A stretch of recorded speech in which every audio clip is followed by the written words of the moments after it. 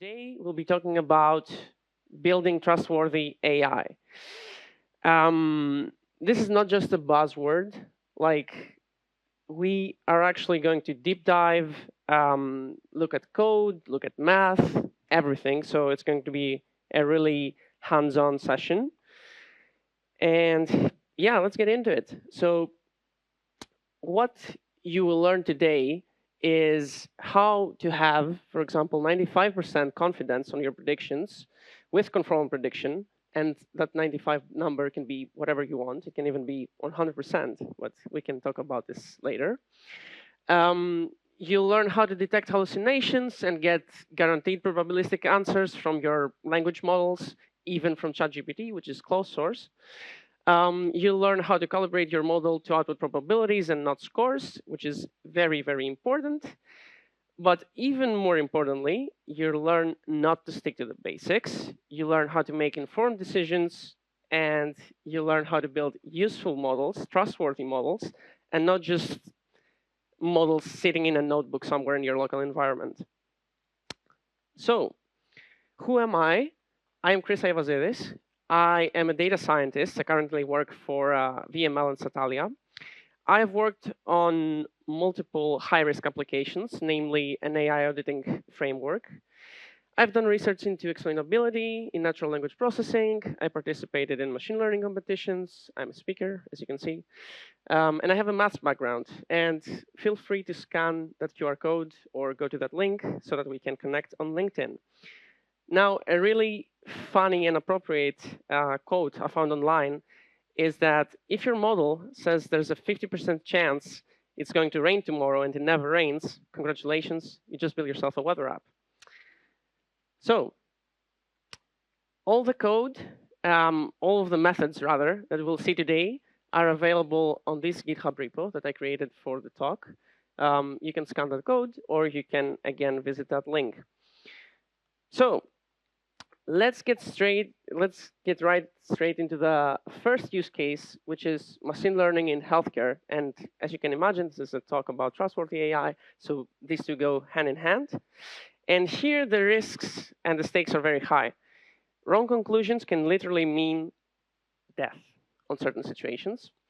And some of the use cases are predicting diseases from blood markers, identifying tumors from scans, which is on the vision domain, or offering medical advice on the NLP domain, which is not advice, by the way. And let me give you some context first before we jump in by talking about immune-related adverse effects. So in modern oncology, basically immunotherapy has emerged as a leading way to combat and treat cancer, certain cancer types at least. But these treatments can often lead to adverse effects, which can range from mild to life-threatening. So here is where machine learning comes to the rescue, and essentially clinicians try to find the probability behind a patient actually developing this adverse effect so that they can make an informed decision. And you can see on the bottom right, for example, that a patient and a clinician must both be informed about what is the probability of actually having an adverse effect given this current treatment, this immunotherapy treatment, or what's the probability that I'm going to get cured given this treatment, or what's the probability I'm getting cured with another treatment. These are all very important. So let's talk about John. So John is a data scientist who works at a hospital. And one day, a doctor comes to the hospital and says, listen, John, we need to build a model. We need you actually to give us some probabilities that a patient will develop an adverse effect given the immunotherapy. So what can you do about that? And he also gives John this data set, which contains patient data from cancer patients, and it also has a label which says whether that patient actually developed an adverse effect or not. So John looks at this data set and he's very happy. He says, we're good to go. I can build something for you, don't worry. So John gets straight into business doing all of his data science stuff. He preprocesses the data, he applies transformations, he does feature engineering. all of the good stuff we data scientists do. And he manages to build a model that is 80% accurate. Now he's very happy. He thinks, wow, I built a good enough model. But there's still a problem. He's built a model for binary classification. And that model only outputs zeros and ones, right?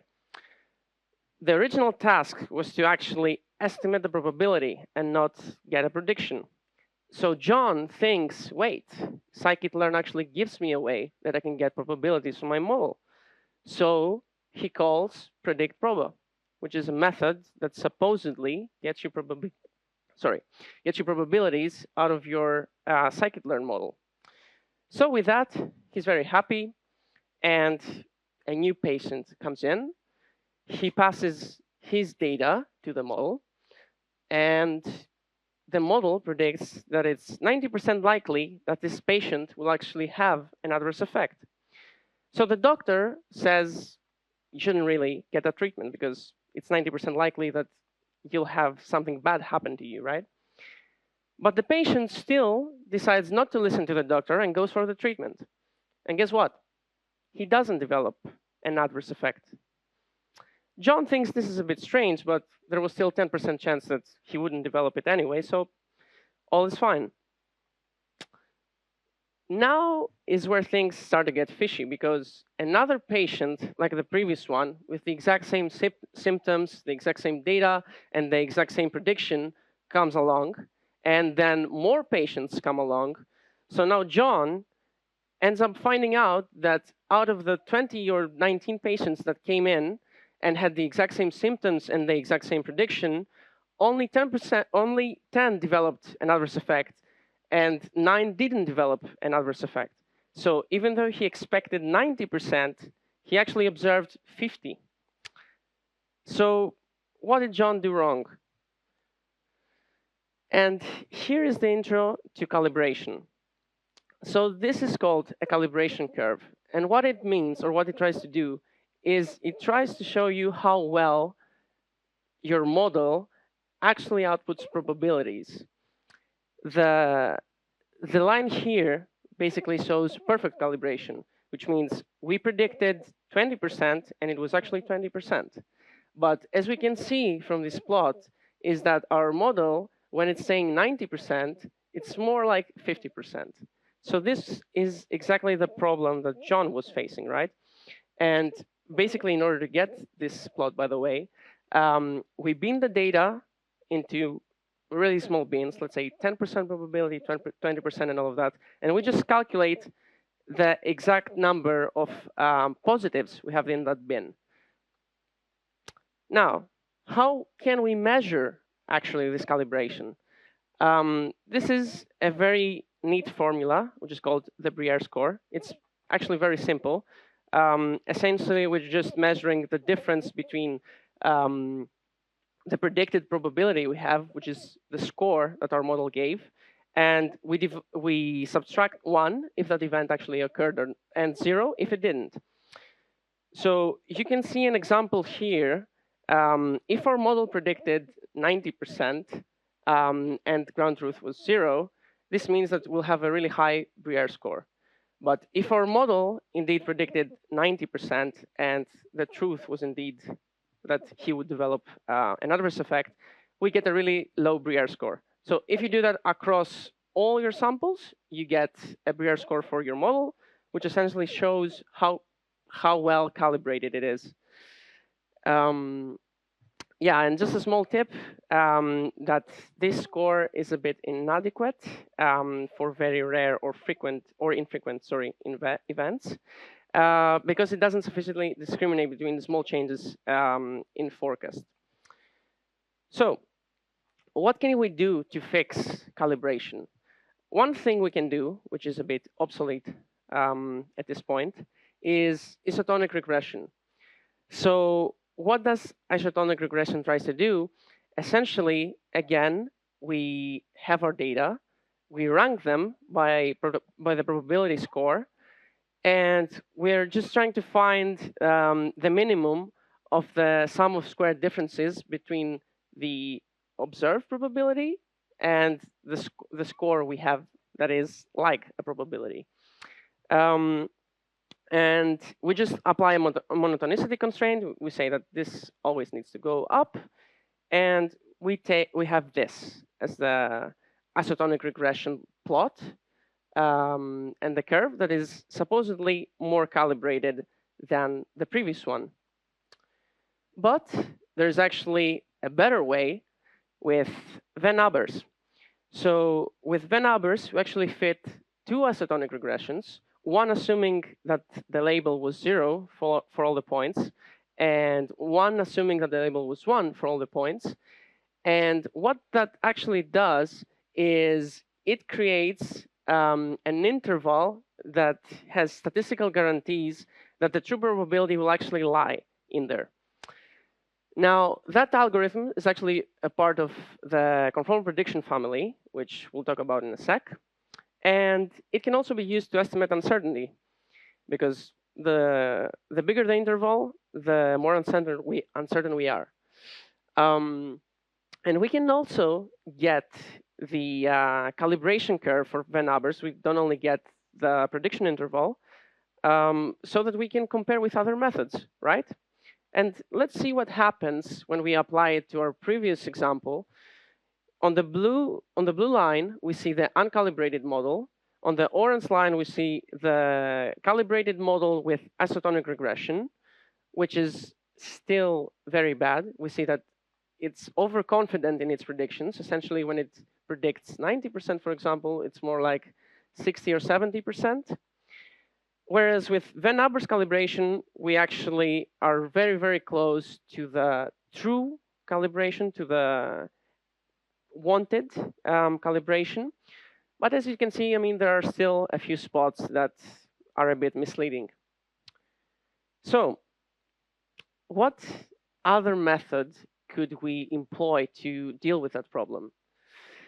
One way that we could have dealt with this problem, with providing some uncertainty quantification for this domain, is conformal prediction. And what conformal prediction does is it turns point estimates into prediction sets or prediction intervals that essentially guarantee, with a user-specified probability, that the true label will actually lie within that interval. So we see here that a prediction interval, a prediction set rather, can be label 4 and label 7 with 95% probability, whereas a typical machine learning model would just output label 4, for example. So this is the guarantee we get, as we talked about earlier. And what are the assumptions? Like, what is actually needed in order to achieve that guarantee? So I think the assumptions are very, very mild. There's only one, essentially, that the data is exchangeable. And it's a model agnostic, task agnostic, distribution free kinda coverage guarantee. How can we get better prediction sets? The better the model, the better the non-conformity score, which we haven't talked about yet, the tighter the prediction sets. So in an ideal world where the model was 100% accurate, you would get singleton sets. And yeah, as I said, because there was a talk about conformal prediction yesterday, and I think it wasn't very clear, the parameter A, which is the probability that the true label will lie in that interval, is user specified. So you can make that whatever you want. You can make that 95% if that suits your case. You can make it 90%, 50%, whatever suits your goals. And if you make it 100%, for example, you can, but you would just get the whole set of labels as a result. It's like saying I'm throwing a dice. There's a 100% chance that it will land on some of its side. So how it works? Essentially, we have the non-conformity score, which is the biggest thing, the biggest part of how it works, which measures how strange a candidate label is for the given input. And that measure can be anything you like. It can be negative log likelihood. It can be 1 minus the predicted probability, whatever you like, whatever you think is the best way to describe strangeness. And the good thing is that the guarantee holds regardless of what you choose as a nonconformity score. We also need a calibration set to compute those nonconformity scores. And what we do afterwards is we just calculate the quantile, the smallest 95th quantile or whatever we have set with our alpha. And then the prediction set is just those labels that are less than this quantile that we have set. So in our example, let's assume that we had 3 classes instead of 1 to make it a bit more intuitive. And the 3 classes were no adverse effect, mild adverse effect, or severe adverse effect. And we wanted a confidence level of 95%. So let's say this is the first case where we have a prediction set that says no adverse effect with 95% probability. This is a very certain decision for almost everybody, right? Like we have 95% chance that nothing happens to us, so we should take the treatment. Case 2, however, says that the prediction set is either no adverse effect or severe adverse effect at 95%. Now we're uncertain. We don't know whether this is actually a good option for us or not, right? And on case 3, we have either no adverse effect or a mild adverse effect. Again, that's a rather certain decision, right? Like, even if I get a mild adverse effect, it's still better than having cancer, I guess. And case 4, we have mild adverse effect or severe adverse effect. Again, I would say this is an uncertain decision because if I have a mild adverse effect, then that's fine. But if I have a severe one, yeah, that's not so good. So let's jump into the second use case, which is machine learning and trustworthy AI for natural language processing. Here, things are not so bad. I mean, wrong decisions can lead to loss of money, for example. And some of the use cases are chatbots, knowledge systems, sentiment analysis, whatever you like. Before we get into it, let's take a look at this article that basically says that Air Canada had this chatbot, and that chatbot basically told the user that, yeah, you can refund some of your money because we have a policy somewhere, and that user tried to actually refund that money. And after a couple of months, they told him, we don't have that policy, actually. It made it up. So the user then took them to court, and he actually won, and he got refunded, even though it was the chatbot who said that, yeah, you're eligible for a refund. So what if we could, for example, ask an LLM, what is the capital of France? And we could get an output saying Paris with a certain guarantee, right?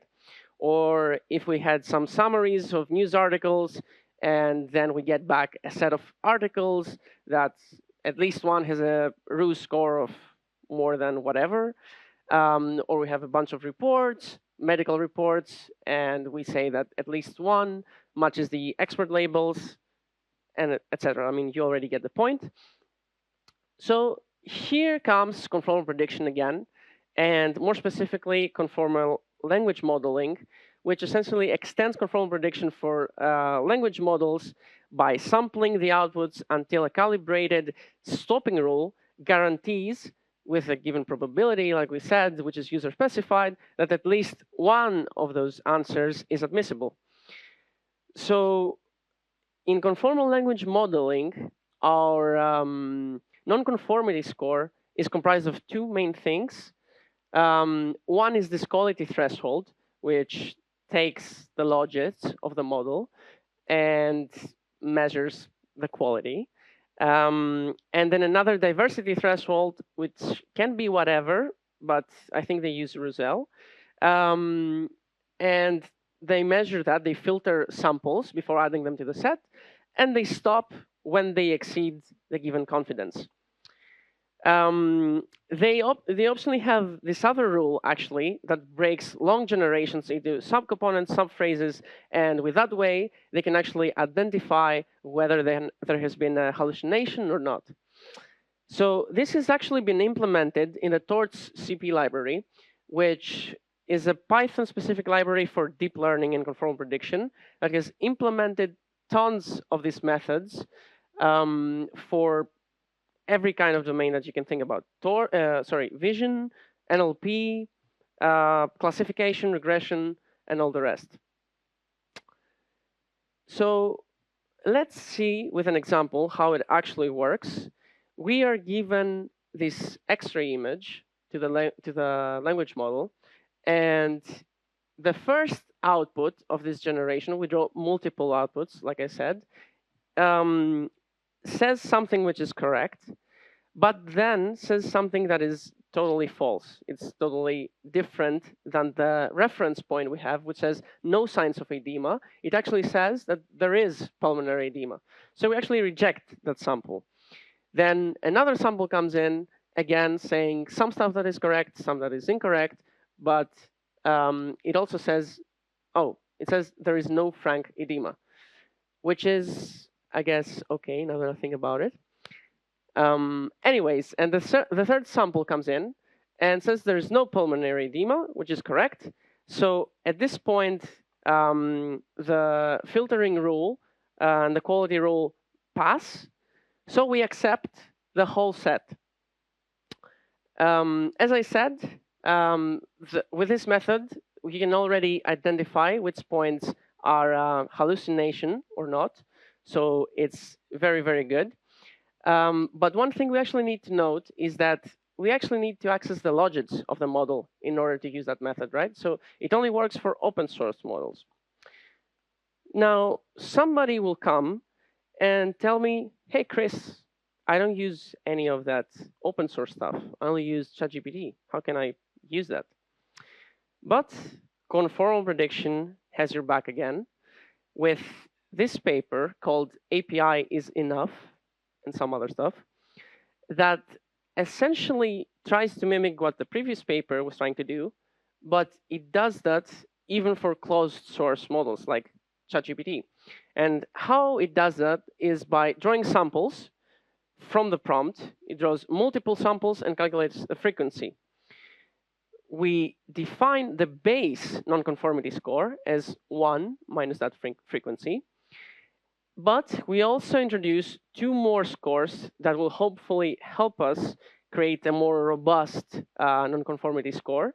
And we calculate the normalized entropy, and we also calculate the semantic similarity, where we use the most frequent class as the anchor. Then we do the rest of the typical conformal prediction steps, which is having the calibration step, having our calibration data, calculating the quantile, removing the answers that are non-conforming, and creating our prediction set. And on the bottom, you can see how that non-conformity score looks like, as I said, minus the frequency plus the normalized entropy minus the semantic similarity. But we have also introduced 2 weights that you can use to control how much each of these parameters actually influence the nonconformity score. So you can really tailor it to your use case. And here's the link to the paper. But the bad thing about this paper is that they didn't include any code. So if you go to my GitHub repo, I actually created the code for that paper.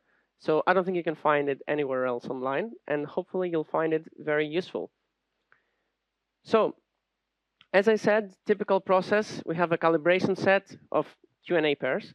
Let's say the first one is, which American-born Sinclair won the Nobel Prize in Literature in 1930? And the answer is Sinclair Lewis. We calibrate the model using the nonconformity measure we showed earlier. We also find the weights L1 and L2. As I said, those are more of like hyperparameters. You don't actually find them with this method. And you get the typical conformal prediction guarantees and the set that we have talked about so far. Now, here's an example of how that works. So I asked ChatGPT, what is the capital of France? It returns Paris, Paris, Lyon, Paris, Nice.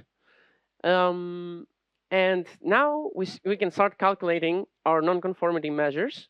One is frequency, the other one is normalized entropy, and the other one is semantic similarity. Again, I repeat that for semantic similarity, we use the most frequent word, which is Paris, as the anchor. And for normalized entropy, this is actually the same for every candidate, but we still use it. And this is the final conformal score. And essentially, we have all of the outputs that the LLM have, all the unique outputs. We pass them through the nonconformity score, and then we exclude the ones that don't pass this filter. And we have a prediction set that says Paris with 90% probability. Yeah, so this is some independent testing I did with my code with this method. So here on the left, you can see some examples that are good and where this method performs as it should have. I ask it which country is Europe's largest silk producer, and it comes back with Italy. I ask what is Bruce Willis' real first name. It comes back with Walter, and I check this is legit. And then I have two more questions that are not really good, but I just wanted to see how it works. Like if I ask a question that is one of those questions that are trying to trick ChatGPT and similar models, which is what is the number that rhymes with the word we use to describe a tall plant? A tall plant is a tree, of course. So 3 would be the correct answer. And it comes back with 3 sets of answers at 90% confidence level. 3, 3. This is probably because I used GPT-4o mini, by the way, and also these outputs are actually normalized. So it gave me both the word that is used to describe the tall plant and the word that rhymes.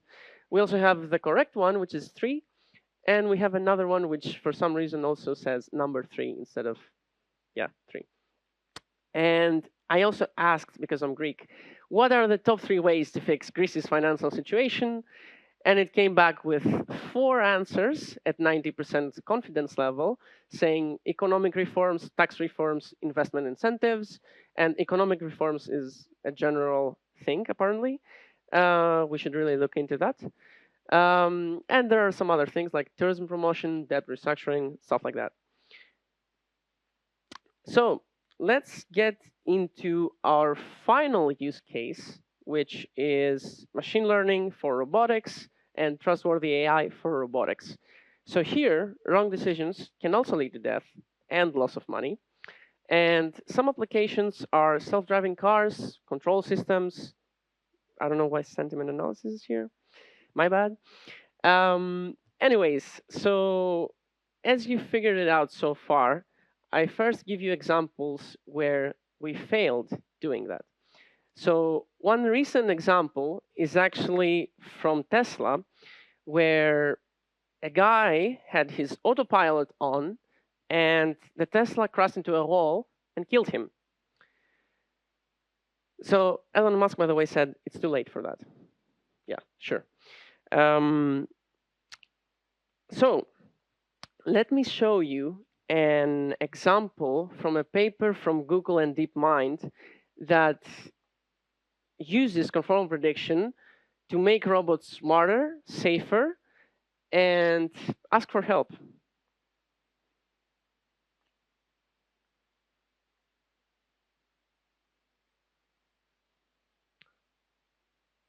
So as you can see here, the human asked, hey, robot, could you put the ball on the small counter in the microwave?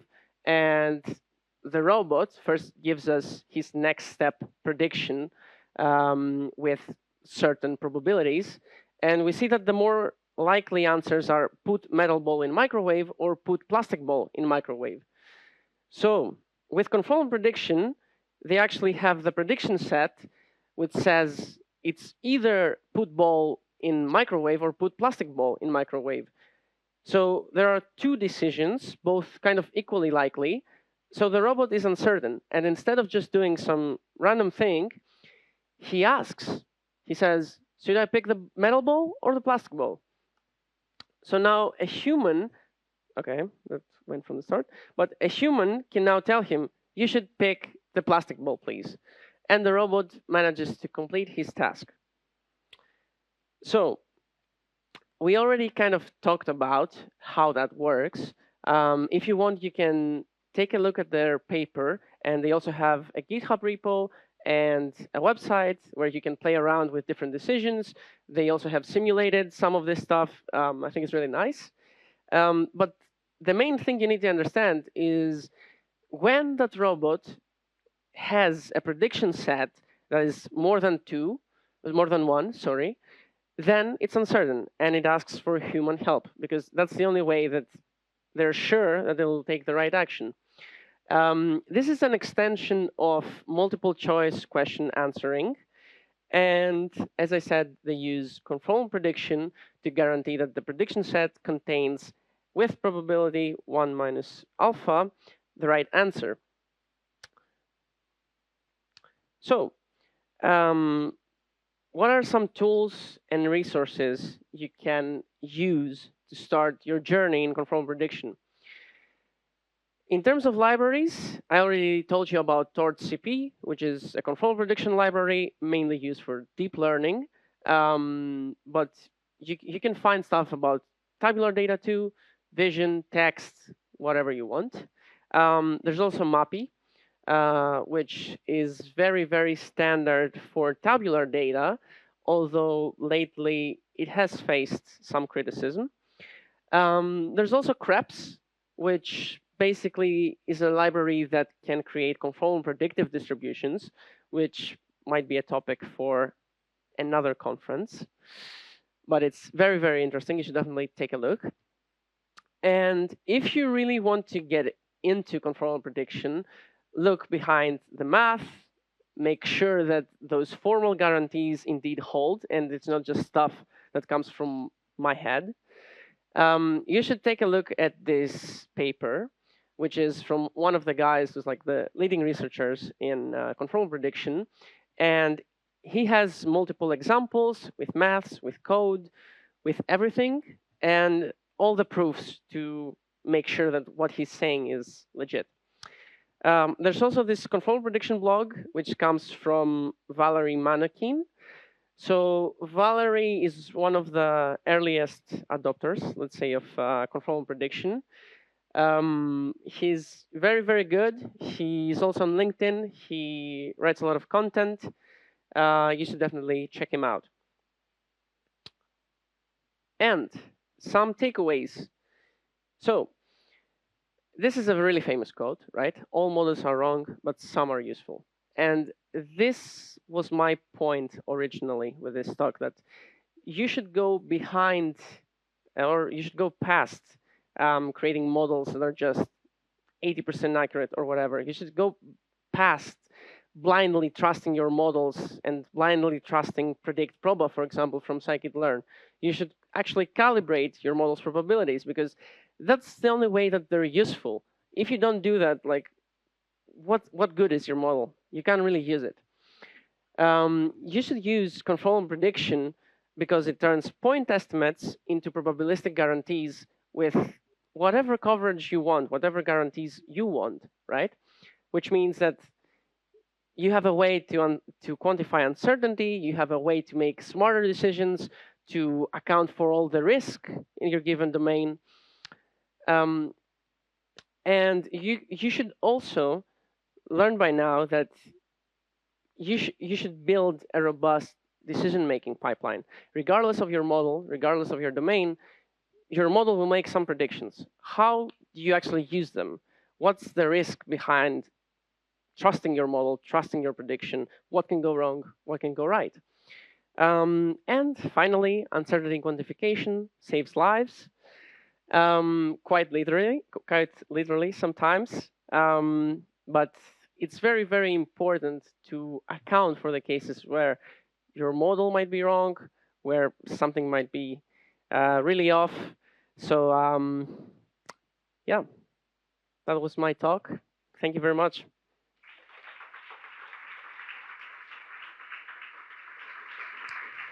Great talk. Thank you, Chris. And now we have a couple of questions. Sure. So, not a couple, really.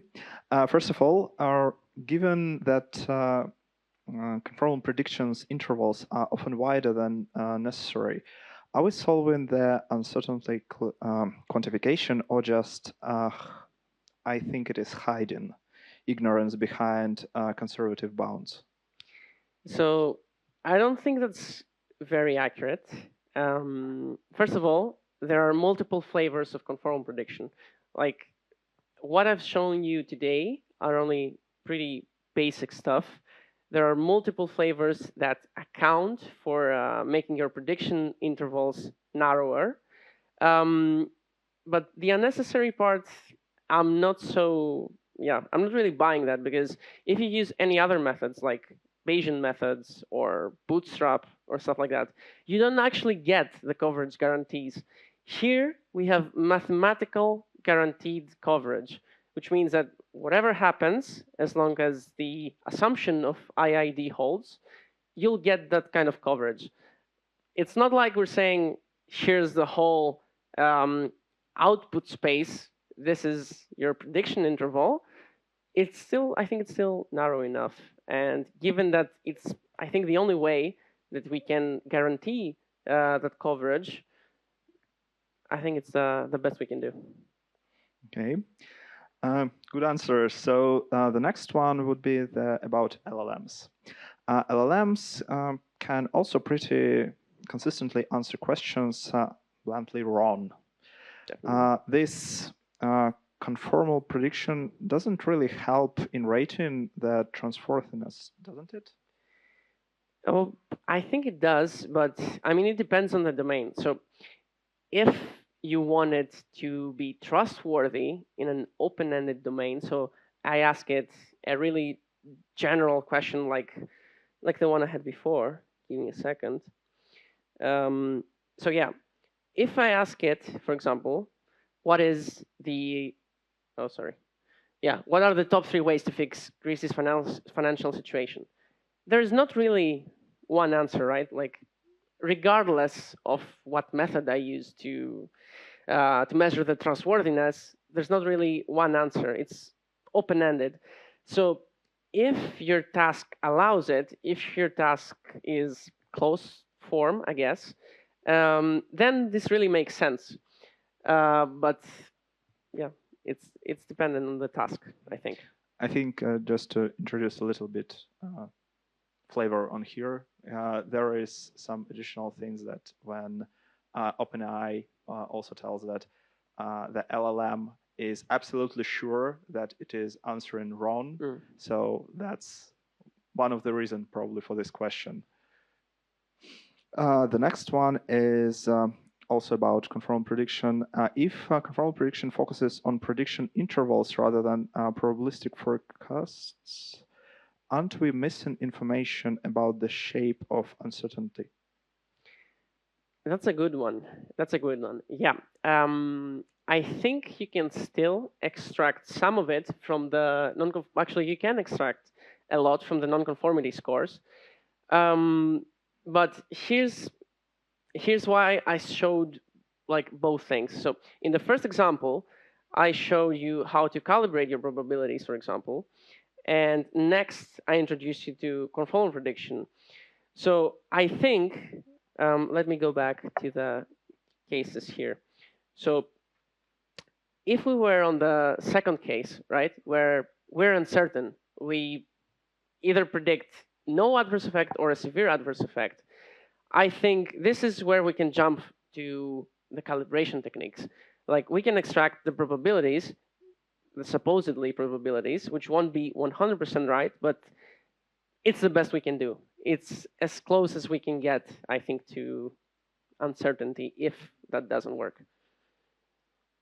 Okay, then let's talk about classification tasks.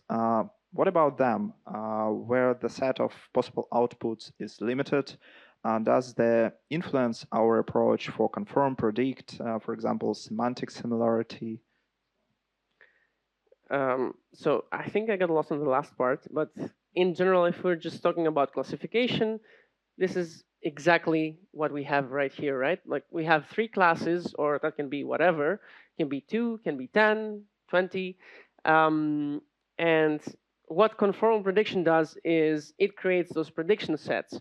Sometimes those can be big if the input is hard to predict. In certain cases, for example, if you had 10 classes, you might get 8 classes back if it's really uncertain and really hard. But if it's something really easy for your model, it will probably be one element or 2 elements. And that's all dependent on your model and how good it is. Like if you have a bad model, of course, you would consistently get really wide prediction sets. If you have a really good model, on the other hand, you would consistently get single element prediction sets. I hope that answers that question. Okay. Then the next one is about confidence intervals. So what is the reason it is not possible to use standard confidence intervals? The reason, okay. So standard confidence intervals come from statistics, and usually they refer to a single variable to do that, but you make a lot of assumptions in order to have those confidence intervals. Probably you're assuming normality, you're assuming tons of different things that definitely don't hold in real life. So this is why we go for prediction intervals instead. Yeah, that's a reasonable answer. So the next one regarding the coverage. The coverage guarantee may not depend on the choose non-conformity score, but the specific set of labels does, right? The specific set of labels. I guess maybe this is referring to whether the problem is imbalanced or not, or something like that. Because if it's about the domain, then it doesn't matter. Like if we're in healthcare or robotics, it's the same thing. Mm-hmm. But I mean, even if it's in balanced data, the only thing that it will do is that on the class that is more dominant, you will probably get single set predictions, whereas when it's more uncertain, so in cases where it's actually the minority class, you would probably get more like wider prediction sets. I think that's the thing. Okay. Then the next one, how do I properly choose the distribution of the predictions for the conformative theory?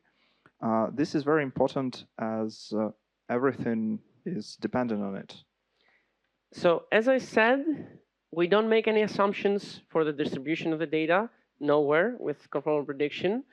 So whatever works, like whatever works, whatever distribution generated the data is fine. It still works with conformal prediction. Okay. The next one would be also about conformative predictions. If it guarantees marginal coverage but struggles with conditional coverage, isn't it reinforcing biases by providing misleading confident predictions? That's a good question. I think that's a really good question. So as I said in one of the earlier questions, actually, there are multiple flavors of conformal prediction. I only showed you like the basic original version in the beginning.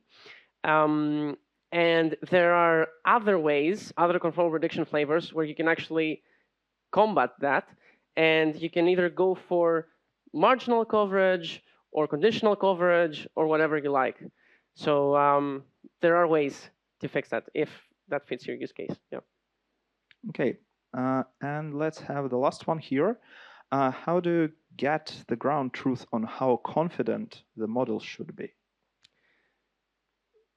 I don't think there's a ground truth for that. Getting the ground truth for how confident. I mean, I don't know how to answer that. I'm sorry. Neither do I. So in this case, let us thanks once again Chris for his great presentation. Thank you.